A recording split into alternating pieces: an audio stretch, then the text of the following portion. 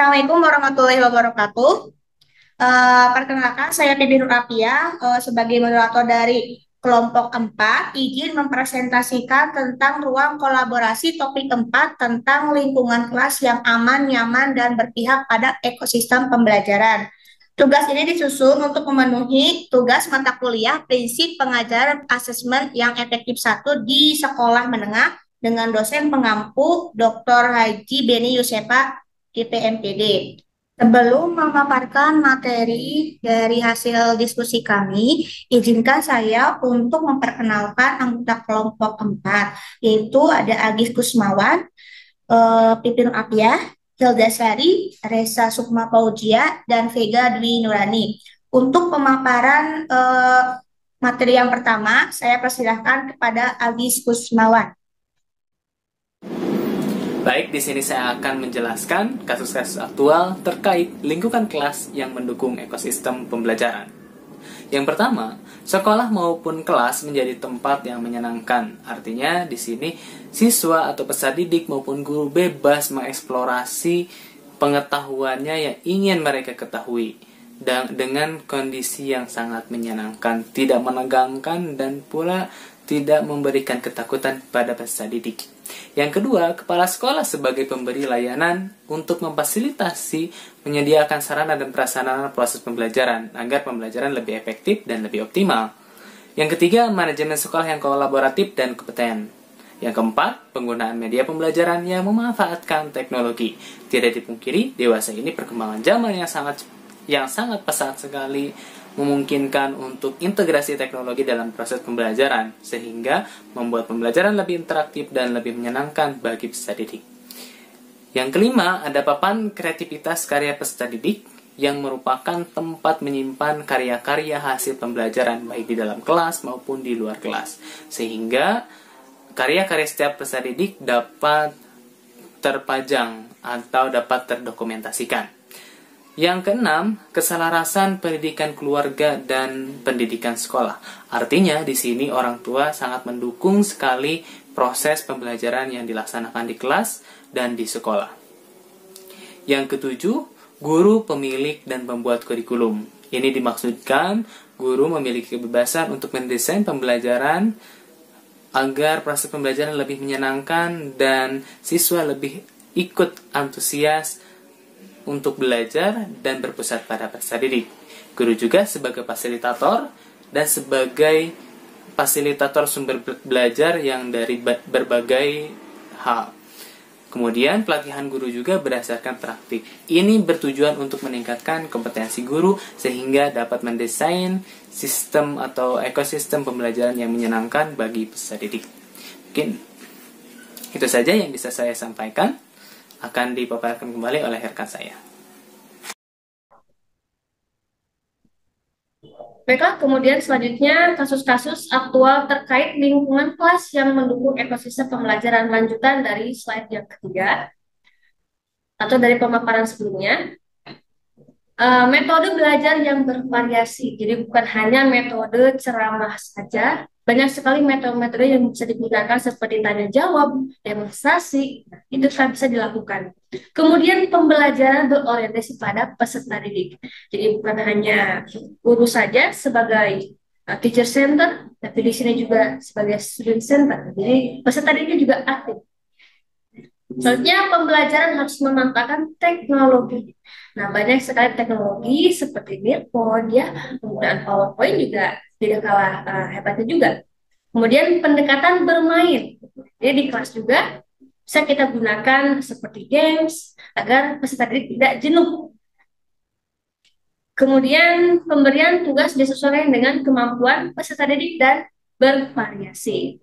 Selanjutnya, pelaksanaan kurikulum harus berbasis kompetensi, pembelajaran berfokus pada soft skill dan pengembangan karakter. Jadi peserta didik dilatih ya bagaimana caranya menumbuhkan kemandirian, tanggung jawab, ya percaya diri, dan bekerja sama dalam diskusi. Penilaian harus menyeluruh meliputi aspek pengetahuan, keterampilan, dan sikap. Pengetahuan bukan hanya dari ulangan-ulangan saja atau pertanyaan jawab, tetapi juga keterampilan aktif belajar di kelas, dan juga sikap tentunya sangat penting juga. Baik, sekian. Terima kasih kepada Saudari Resa yang sudah memaparkan materi sebelumnya. Di sini saya, Hilda Sari, akan melanjutkan mengenai pemaparan selanjutnya, yaitu tentang kasus-kasus aktual terkait lingkungan kelas yang kurang mendukung ekosistem pembelajaran. Jadi ada beberapa hal yang kita temukan mengenai kasus ini. Yang pertama adalah sekolah dianggap sebagai beban bagi peserta didik. Jadi peserta didik itu berangkat sekolah ya hanya untuk melaksanakan kewajiban. Jadi tidak sebagai apa namanya tuh semangat dari dalam dirinya tuh nggak ada gitu. Jadi cuman untuk melaksanakan kewajiban. Kemudian yang kedua adalah kepala sekolah sebagai tutor. Selanjutnya adalah manajemen terlalu administratif ya sehingga di sini eh, kadang guru-guru juga karena manajemennya itu terlalu administratif jadi mengabaikan pembelajaran di kelas sehingga kurang efektif. Kemudian ada keterlibatan orang tua yang masih kurang gitu ya. Jadi orang tua menyerahkan gitu seluruhnya kepada yang berikutnya ada guru sebagai pelaksana kurikulum ya. Selanjutnya ada guru sebagai satu-satunya sumber belajar di kelas. Jadi untuk pembelajaran di kelas itu masih teacher centered learning, jadi belum student centered learning gitu ya. Kebanyakannya seperti itu. Selanjutnya ada kelas yang tidak terjangkau dengan koneksi internet atau wifi sekolah. Jadi kan sekarang pada abad 21 ini pendidikan sudah terintegrasi dengan teknologi.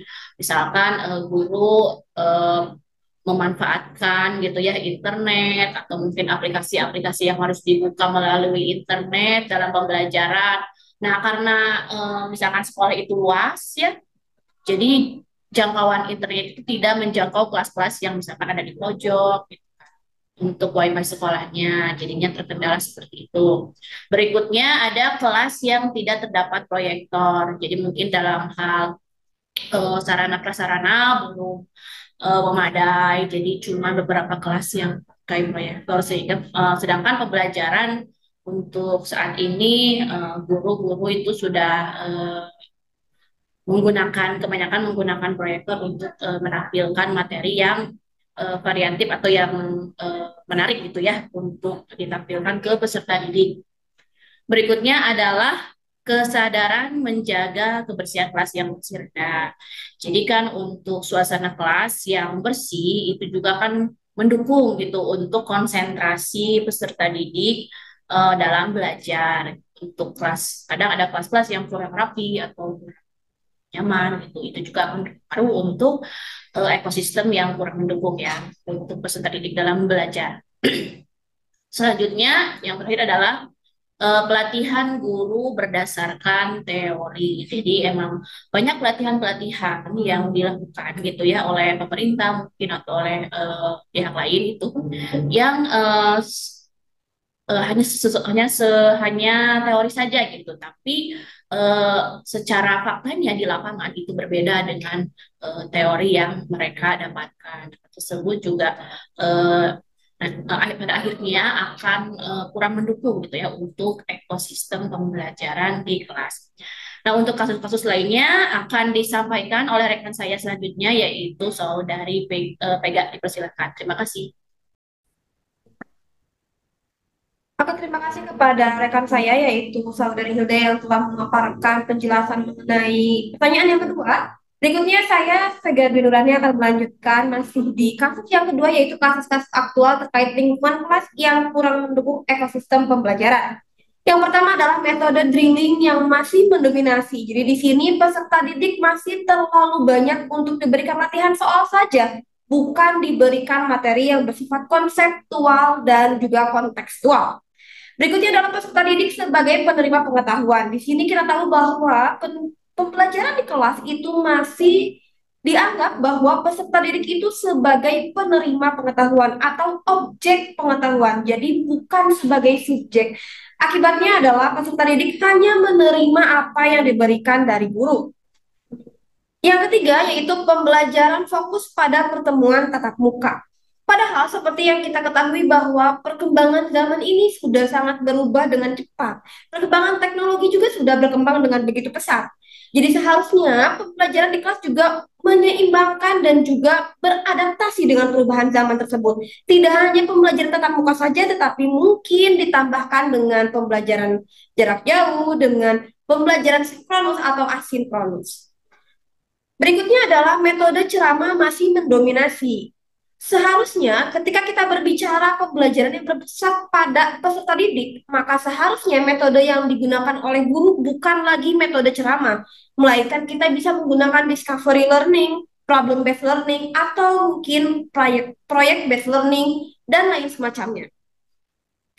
Berikutnya adalah pendekatan pembelajaran belum sesuai konteks atau belum bermakna. Ini akan menjadi salah satu alasan kenapa peserta didik tidak memahami materi yang diajarkan oleh guru karena mereka merasa bahwa materi-materi tersebut tidak ada gunanya dalam kehidupan mereka karena mereka berpikir bahwa ilmu itu tidak ada manfaatnya karena pembelajarannya tidak bermakna dan tidak kontekstual.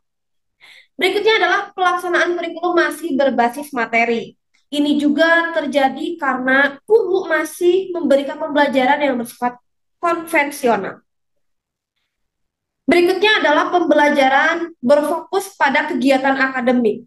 Seharusnya di zaman sekarang ini peserta didik sudah mulai untuk belajar menumbuhkan kreativitas, berpikir kritis, dan juga lebih mengutamakan kepada keterampilan dan soft skill. Soft skill bukan hanya tentang bagaimana mereka mengerjakan soal.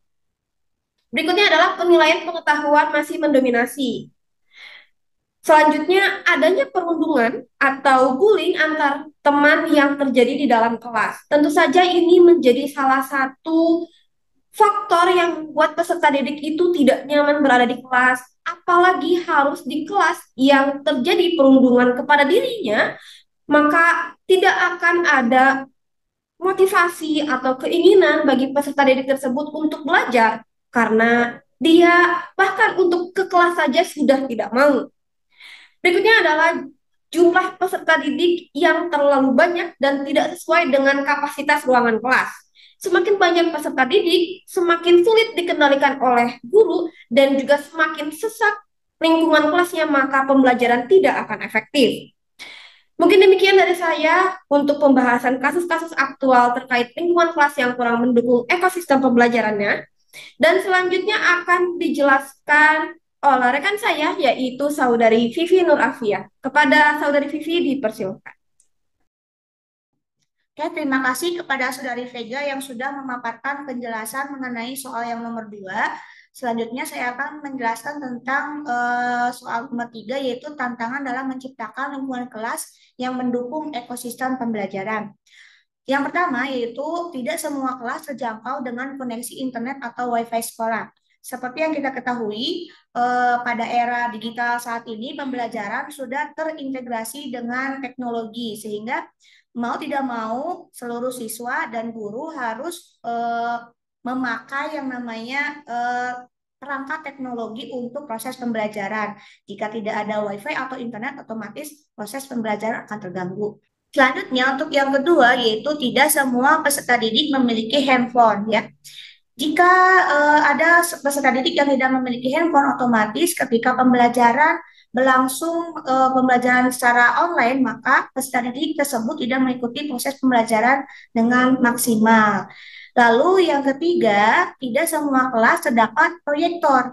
Ketika guru menggunakan pembelajaran menggunakan infokus atau proyektor, lalu di kelasnya tidak ada, otomatis proses pembelajaran akan terganggu.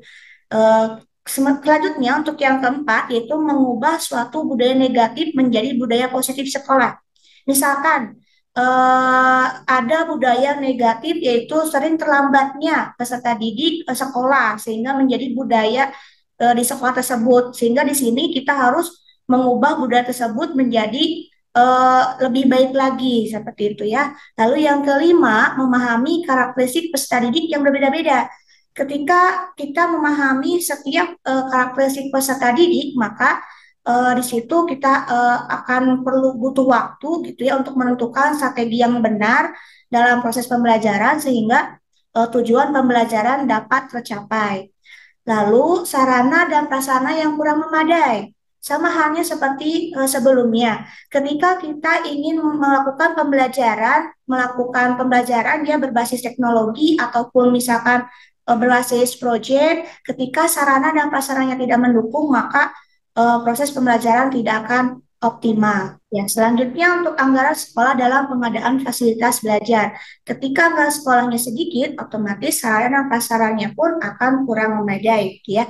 Selanjutnya, guru tidak ingin mengupgrade keterampilannya. Ketika guru tidak mau menambah soft skill mengajarnya, maka guru akan melakukan pembelajaran yang monoton. Seperti itu aja. Maka di situ berakibat peserta didik tidak nyaman atau tidak bersemangat dalam belajar. Dan yang terakhir, adanya kesenjangan sosial dan budaya. Ketika adanya kesenjangan sosial, misalnya ada kelompok sosial anak yang dari sosial menengah ke atas atau yang anak sosialnya ke bawah, otomatis kan itu ada terjadi perbedaan dalam eh, apa ya satu kegiatan mengajarnya sehingga di situ anak yang merasa ekonominya tidak mampu, dia akan sungkan untuk belajar di lingkungan tersebut. Mungkin itu penjelasan dari kelompok kami. Sekian untuk waktunya. Terima kasih. Assalamualaikum warahmatullahi wabarakatuh.